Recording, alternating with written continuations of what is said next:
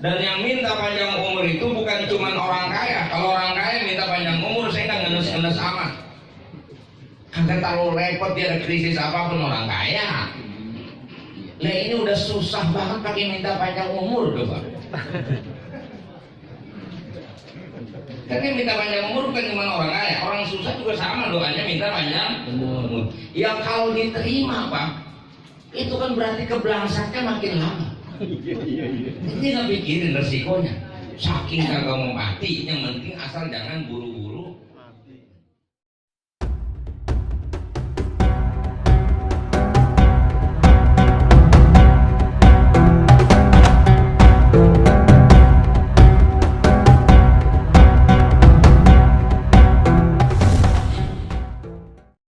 Assalamualaikum warahmatullahi wabarakatuh.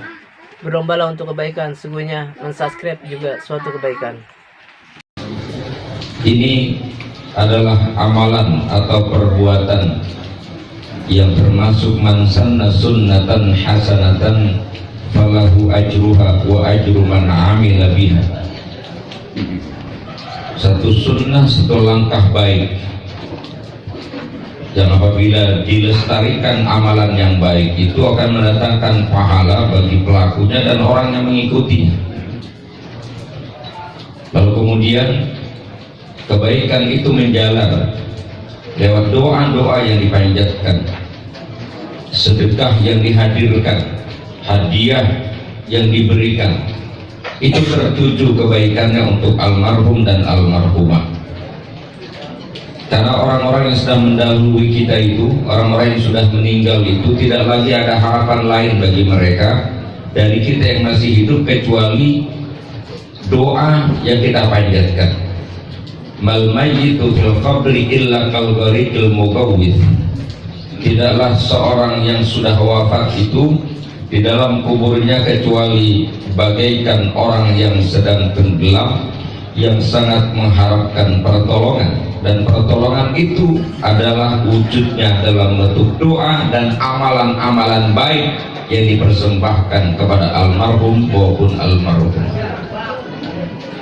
Manfaat kedua kembali kepada kita, khusus untuk keluarga, anak-anak yang ditinggalkan. Haul itu akan mengingatkan kembali kenangan indah, ajaran, nasihat, pesan, wasiat, dan segala hal-hal yang baik yang kemudian bila itu dipelihara oleh anak-anak keturunan beliau, ini pun terus akan mengalir kebaikannya sebagai pahala yang tidak pernah terputus, yang disebut dalam surah Yasin athar namanya, ya, efek dari amal soleh yang dia buat, yang kemudian diteladani, diikuti oleh anak-anak cucu mereka, itu menjadi kebaikan yang tidak pernah terputus. Ada mafhum mukhalafah, ada sebuah riwayat menyatakan la tuftihu mautakum ala bisai'ati a'malikum. Jangan kau permalukan orang-orang yang sudah mati di antara kamu dengan perbuatan buruk kamu. Mafhum mukhalafahnya, kalau perbuatan baik berarti membuat mereka menjadi senang, menjadi baik. Dan ini buat keluarga yang ditinggalkan dari anak-anaknya, cucu-cucunya, ini merefresh ulang lewat acara haul, secara khusus untuk keluarga, secara umum buat kita semua. Ketika kita mendapatkan riwayat Ammar bin Yasir pernah mengatakan, kafa bil mauti wa'idha wa kafa bil yaqini ghinan wa kafa bil ibadati syughlan. Cukuplah kematian itu menjadi peringatan, menjadi nasihat bagi kita yang masih pada hidup ini, bahwa pada gilirannya kita akan mengalami hal yang sama, hanya tinggal menunggu waktunya saja, cepat atau lambat, dan itu sudah ditentukan oleh Allah Subhanahu wa ta'ala. Walaupun kecenderungan kita ini umumnya ini kecenderungan kita kagak pengen buru-buru mati biasanya. Ini kelihatan dari wajah-wajahnya, ini wajah-wajah betah semua ini. Tampang kagak mau mati. mati. Saya suka ngomong gitu bahasa Betawinya. Kelihatannya kayaknya kagak ada yang mau mati nih orang. Saya ngomong begitu dari Al-Quran kan kalimatnya qul innal mautal ladzi tafirruna, itu kalimat tafirruna minhu. Kamu hendak lari, kamu hendak menghindar dari kematian. Itu kan berarti karena orang kagak mau mati, dia menghindar. Yang kedua, itu kalau doa, ini jangankan yang muda, yang tua aja, itu doanya selalu minta panjang umur. Itu kan artinya kagak mau mati. Padahal resikonya besar, Pak. Tapi saking kagak mau mati, itu doa tetap dipanjangkan. Kalau bisa umurnya bisa sampai 120, mungkin 160. Pengen begitu kan? Padahal kalau diterima itu resikonya besar sekali, Pak. Coba bayangin, umur 80 doa dikasih 120. Kan yang repot dia sendiri. Dia ngomong masih apa teman berbagai ada. Tidur, bangun, ngusut, batuk, megang tiang, makan kacang lu kagak bisa halus, kepanjangan tuh kan. Tapi kita nggak keinget ke situ. Saking kagak mau mati, maka doanya selalu minta panjang umur. Dan yang minta panjang umur itu bukan cuma orang kaya. Kalau orang kaya minta panjang umur, saya nggak ngenes-ngenes amat. Kagak terlalu repot, dia ada krisis apapun orang kaya. Lah ini udah susah banget pakai minta panjang umur tuh, Pak. Karena minta panjang umur bukan cuma orang kaya, orang susah juga sama doanya minta panjang umur. Yang kalau diterima, Pak, itu kan berarti kebelangsaknya makin lama. Ini nggak pikirin resikonya. Saking kagak mau mati, yang penting asal jangan buru-buru mati. Padahal titik poinnya bukan di situ. Saya bukan katakan bahwa orang susah nggak boleh minta panjang umur, orang tua nggak boleh minta, bukan itu persoalannya. Ya. Nilainya yang jadi masalah. Apakah hidup kita ini berguna? Apakah hidup kita ini bermanfaat? Apakah kualitasnya itu baik hidup kita? Itu yang paling penting sebenarnya. Ya kalau panjang habis buat main gapleng mulu buat apa? Mancing. Makanya mancing. Orang nongkrong itikaf di masjid, dia nongkrong di empang mulu. Masya Allah romantis. Makanya kita diajarin dengan doa kita kan ya apa namanya,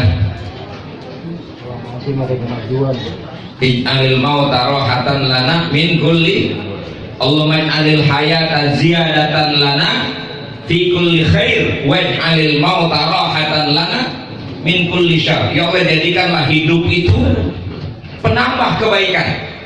Jadi kita minta panjang umur karena didasarkan pada satu kesadaran amal kita belum seberapa. Jadi kita minta dipanjangin umur supaya membekali diri dengan bekal yang memadai untuk pulang.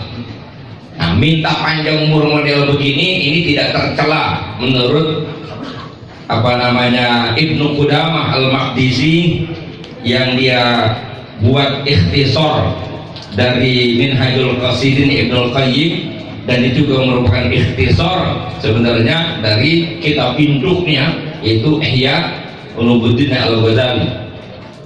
Karena menghadapi kematian itu, soal ingat mati itu tiga itu manusia. Yang pertama orang yang udah nggak jelas urusannya tuh ya kepikiran mati sama sekali. Dia paling nggak pernah mikirin mati. Kalau kita masih mikirin juga ini alhamdulillah. Cuman walaupun kadang-kadang lupa juga, tapi kita masih ingin mati. Kalau hadir kayak begini ini kan ingat sama mati kita, insya Allah. Yang kedua itu ta'ibun mubtadiun, kelasnya modal kayak kita. Ya, di ujung-ujung udah muncul kesadaran untuk kembali kepada Allah, sehingga kita ingin membekali diri kita dengan kebaikan-kebaikan dan menghapus segala dosa dengan pertaubatan dan sebagainya. Yang keren itu yang nomor 3 itu arifun muntabihun, orang yang arif yang selalu hidup dalam suasana sadar. Karena dalam riwayat dikatakan An-nas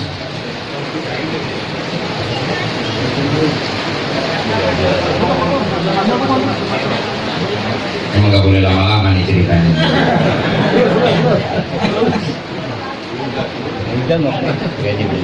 An-nas liyamun fa'idha matu intabahu. Manusia ini kebanyakan dalam hidup ini seolah sedang tidur, tak kalau mati baru sadar. Makanya Allah gambarin tuh pas mau mati aja manusia itu minta ditunda.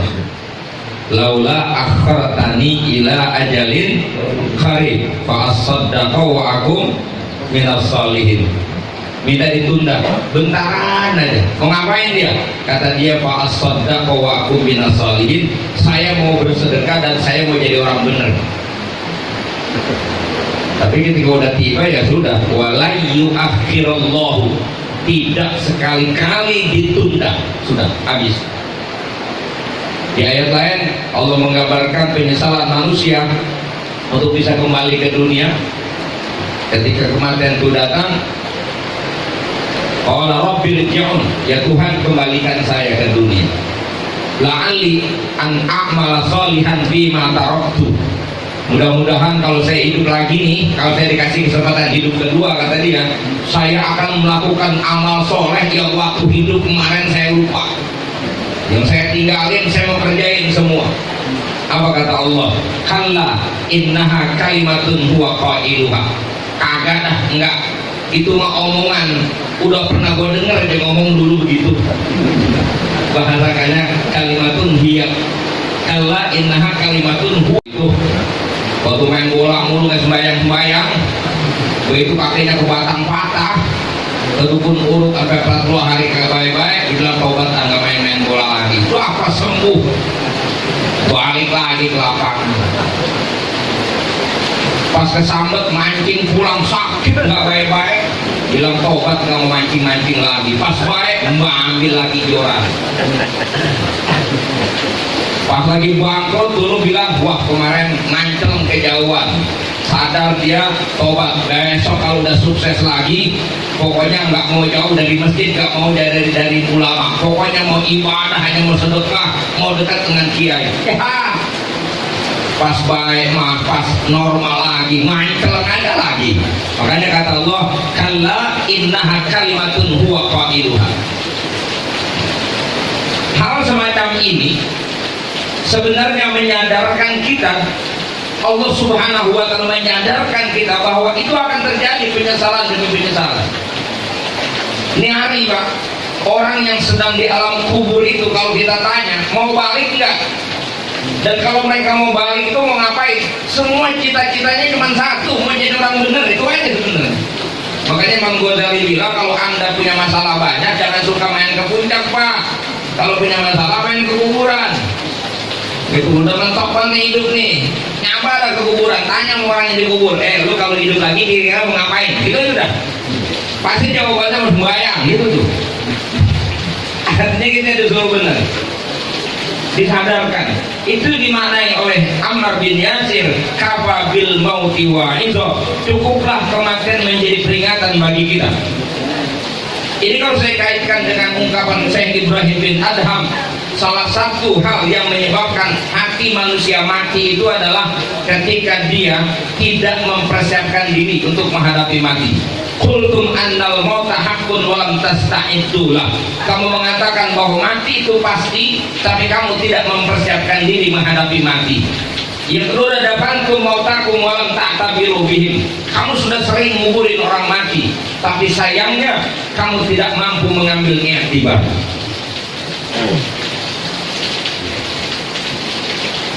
Pak, lebaran pasti nggak? Ini kunjungan di lahir. Besok Rejab Roa puasa. Berarti lebaran tinggal 4 bulan lagi. Pasti nggak kita bakal lebaran? Pasti nggak kita bakal lebaran? Yang pasti nggak? Siapa bisa mastiin? Nggak ada. Nggak ada. Orang kata ulama, nasi masih disuap di sini, itu belum ada jaminan nasi di tangan kita akan sampai ke dalam mulut kita. Siapa yang jamin nasi di tangan kita nyampe ke mulut? Pada saat diangkat nyawa kita jadi cabut, siapa yang tahu? Boro-boro ngitung-ngitung lebaran. Sebegitunya yang namanya lebaran belum pasti. Kan kita serius banget ngadepin lebaran. Bandingin sama mati pasti nggak? Pasti nggak mati? Pasti.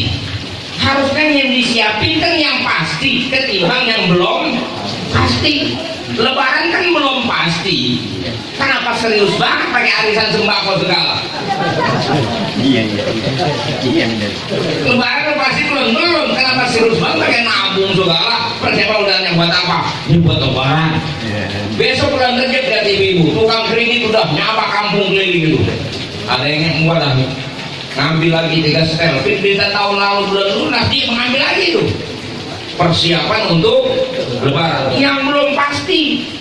Sementara mati yang pasti. Kalau ditanya persiapan apa, selalu bilangnya belum siap. Hebat. Mau nggak kita mati? Belum.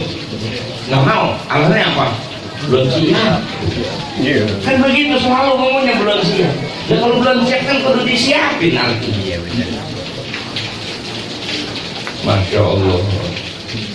Yang kedua, kau kuburkan orang mati. Kau tahu saat kau kuburkan tidak ada satupun orang yang kita kuburin balik pulang. Emang pernah di itu teh nguburin orang mati besok pulang lagi? Nguburin yang balik. Dan orang ketika dikuburin, Masya Allah, kita lihat bungkusannya itu 2 lembar paling standar ya Pak, 2 lembar, nggak ada yang pakai kantong. Nggak pakai kantong buat nyimpan ATM kalah. Kayak kapan tuh nggak ada kantongnya kan? Itu kan isyarat kita pulang nggak bawa apa-apa. Begitu kita kuburin orang, siapapun orangnya, tempatnya sama di dalam tanah yang sempit kayak begitu, walaupun tanahnya ngaplak berapa hektar, ruangannya segitu. Dan yang nganterin kita boleh banyak orang karena status sosial kita mungkin tinggi, tapi pastikan semuanya pulang. Jangankan temen, bini kita pulang nggak? Bini kita pulang. Masya Allah. Makanya orang yang hidup hanya sibuk dengan urusan dunia, apa yang dia mau bawa ketika dia pulang? Ini yang kata Syekh Ibrahim bin Adham, kamu sering nguburin orang mati tapi kamu gagal, dan kamu tidak pernah peduli untuk mengambil iktibar dari itu semua. Kalau Syekh Hatim Al-Asram katakan, ra'aitun nas, ra'aitu kulla syakhsin lahu mahbubuh. Aku perhatikan setiap orang punya kecintaan, punya hobi masing-masing. Fa idza wasala ilal qabri faraqahu mahbubuh. Tetapi ketika dia masuk ke dalam kubur, semua yang dicintainya akan berpisah dengan dia. Bahkan sebelum kita dikuburin udah berpisah duluan. Saya sering gambarin Pak, maghrib upama kita mati, kata Ustadz biarin dah kita kuburinnya besok aja, udah malam begini tukang gali kubur udah pulang. Terus semusyawarah, ini jenazah taruh di mana? Kata si Ustadz ngomong sama istri kita, Bu, biarin ini bapak di sini saja di kamar ini, anggap ini malam terakhir. Protes nggak bini gitu? Protes nggak bini gitu? Pasti protes. Padahal tuh rumah kita yang bikin Pak, sampai jungkir balik kita bikin itu rumah. Itu kamar kita nggak ada yang berani masuk. Pas kita mati, dibilang diurusnya besok, kata Ustadz biar di situ di kamarnya sendiri. Dan kalau ibu mau temani, anggap ini malam terakhir. Itu yang protes pasti dia. Biar dia lagi nangis sesenggukan masih bangun dengan protes, nggak bisa Ustadz, pinggirin. Itu artinya pertama ngusir kita dari rumah kita siapa?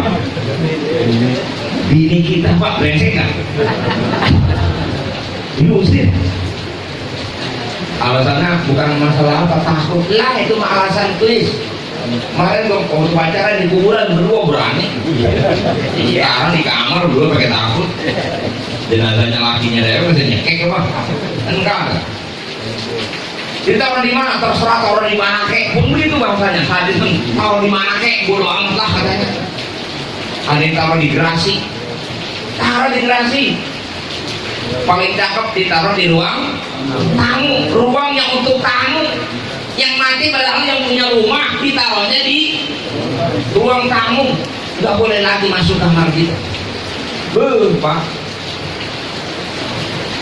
mobil nggak mau pakai yang pelenya kaku waktu hidup, maunya yang lembut. Tapi begitu mati Alphardnya nggak dipakai, yang dipakai APV musola,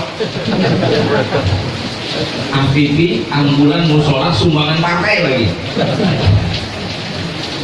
Masya Allah, balik pulang tuh semua tuh hartanya itu yang ikut, bahkan nggak dibawa. Saya bilang Alphardnya sampai tikar butut dicari, mesti dibawa pulang.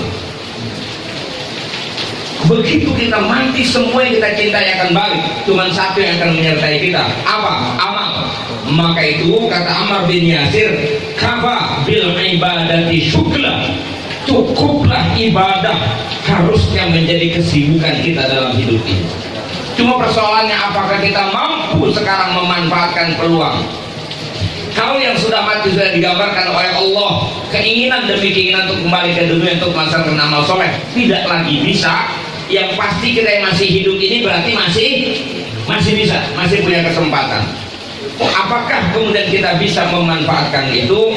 Ini barangkali sebagai penutup ceramah saya, udah kagak nyaman ini dengerin juga, tidak mau hujan. Ada. Saya sampaikan syairnya Imam Syafi'i terkait dengan apakah kita mampu menjalani hidup tugas utama kita untuk ibadah.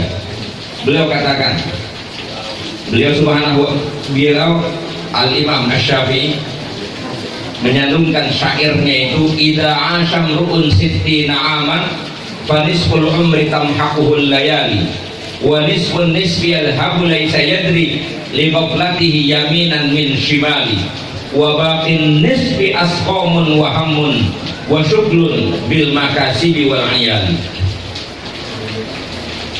Beliau katakan, idza asham ru'un sittina aman, apabila seseorang hidup di dunia ini 60 tahun. Ini sebuah pengandaian standar, Pak, karena umur umat Nabi Muhammad itu baina sittin wa sab'in, kisaran 60 70. Jadi beliau Imam Syafi'i membuat pengandaian, apabila seseorang diberikan umur oleh Allah 60 tahun, maka pastikan fanisful umri, separuh dari umur 60 itu, separuhnya berarti 30 tahun, tamhaquhul layali, itu akan dihabiskan, dilewatkan oleh malam-malamnya. Karena hidup kita dua masa, malam dan siang. Kalau kita tarik kepada Quran lewat aktivitas gerak hidup kita itu, wa ja'alnal laila libasa wa ja'alnan nahara ma'asya, malam untuk rehat, siang untuk mencari nafkah, kan begitu.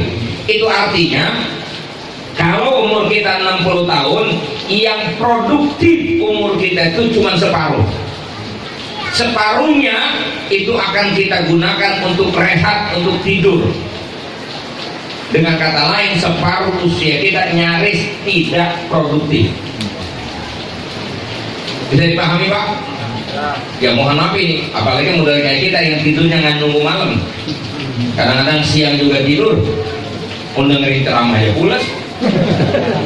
Saya sering lihat itu waktu khutbah Jumat, itu masih serius banget waktu kayak saudara, wih, soalnya apa pegang tongkat begini kencang banget kita, jangan nunggu kayak begitu. Kita bilang khusus kalian dengerin kita, pas kita baca barakallahu li wa lakum, dengar begini, neces ya, tidur itu bener. Ini model kayak kita yang tidurnya nggak guru-guru malam. Makanya pengandaiannya sangat rasional. Separuh hidup kita tuh habis untuk tidur gitu loh, Pak. Kata Imam Syafi'i. Apakah kemudian yang separuh dari usia kita ini bisa kita maksimalkan semuanya untuk ibadah? Di bait kedua Imam Syafi'i katakan wa nisfun nisfi. Separuh dari separuh ini, ya, separuh dari berapa? 15 atau seperempat itu yang habulai sayadri, umur seseorang itu akan hilang, akan habis tanpa dia sadari, lewat begitu saja umur kita itu lewat, tahu-tahu kita udah tua aja. Saya masih ingat muda-muda belengkok kalau hujan-hujan begini Pak nih. Ya, masih ingat saya main layangan, lari-lari di galengan. Masih ingat. Perasaan baru kemarin, ternyata umur saya sekarang udah 55 tahun. Masya Allah.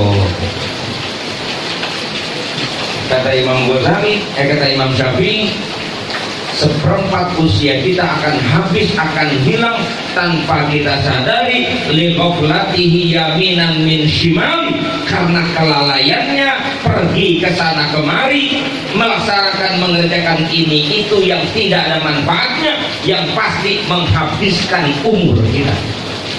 Lihat kongkoh coba, kalau udah kongkoh kan nggak berasa. Ngaji 1 jam aja romannya udah lama banget. Kapan berhenti susah, masih ngomong aja. Itu lagi ceramah ngomong mulu. Kapan berhentinya? Udah ngoceh aja. Cuma nonton bola coba kemarin. Ingat sebulan kita nonton bola kemarin. Habis umur kita ngejedok depan TV hanya buat nonton bola doang. Pakai teriak-teriak, yang diteriakin kagak ngerti. Kita dukung yang didukung siapa, yang didukung kagak tahu kita dukung. Sebegitu serunya kita. Kayak orang bego sebetulnya kita. Yang main siapa, yang sibuk siapa. Pakai jam 2 pakai bangun nonton bola. Pagi ada lagi setel lagi aja. Masya Allah. Sebulan nyaris kita isi hanya dengan isi nonton. Itu baru nonton bolanya Pak, belum nonton dangdut akademinya. Diikutin tuh dari babak penyisihan. Oh, sampai terpilihnya Sri Devi kemarin. Ikutin dia. Ikut sampai paham bener.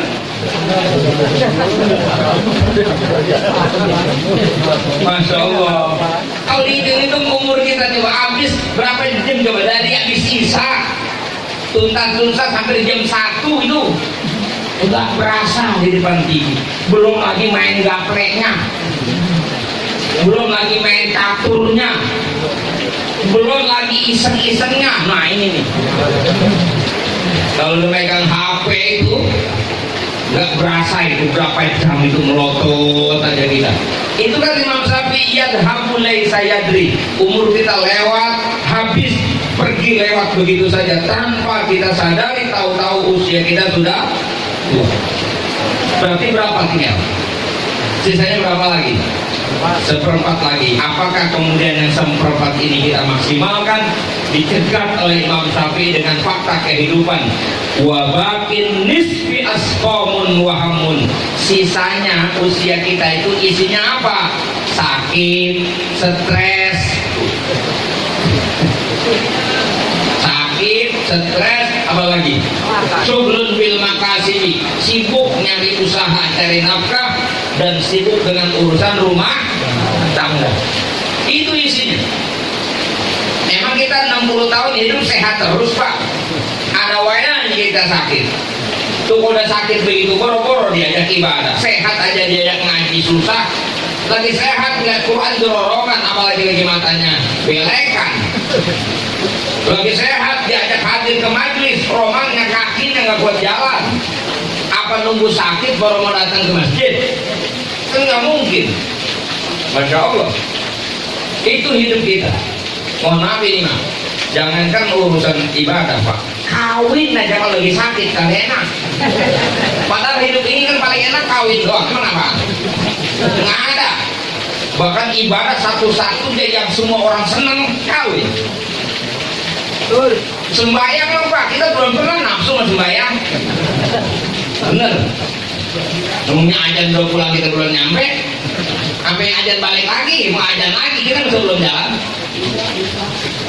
Tapi kalau namanya kawin mah jangankan yang kaya, yang susah dia rada ganjen pengen kawin lagi, saking enak. Tapi mohon maaf kalau lagi sakit, boro-boro kepikiran gituan. Masya Allah, bini 4 cantik-cantik banget, kena penyakit kencing manis, ya udah. Bini yang bolak-balik mondar mandir, ini urusan. Kira-kira begitu. Jadi apakah kita akan menggunakan usia kita untuk ibadah nunggu sakit dulu? Ya mohon maaf saya bilang, Orang kawin aja yang enak nggak bisa kita nggak lakukan kalau lagi sakit, apalagi ibadah.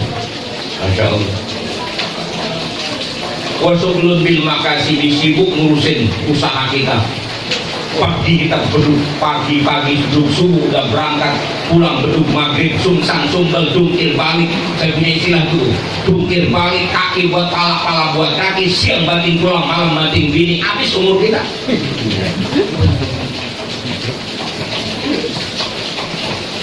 Dan sibuk ngurusin keluarga, bolak-balik hidup kita di situ.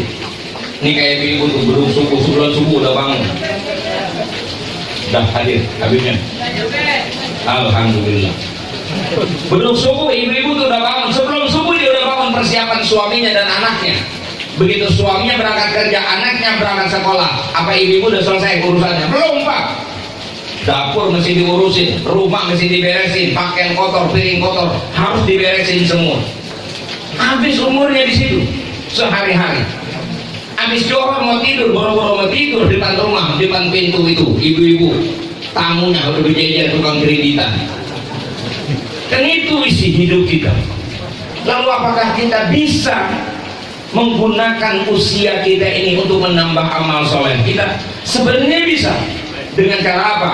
Menjalani hidup dengan manhajnya Rasulullah Sallallahu Alaihi Wasallam. Seluruh aktivitas kehidupan kita, jangankan yang merupakan kewajiban sebagai orang beragama, seluruh aktivitas kehidupan kita yang sifatnya adiyah, tradisi, kebiasaan sehari-hari, bila itu kita lakukan dengan mengikuti cara Rasul, kita ibadah, niatnya ibadah, maka semua menjadi ibadah. Ahlan wa sahlan.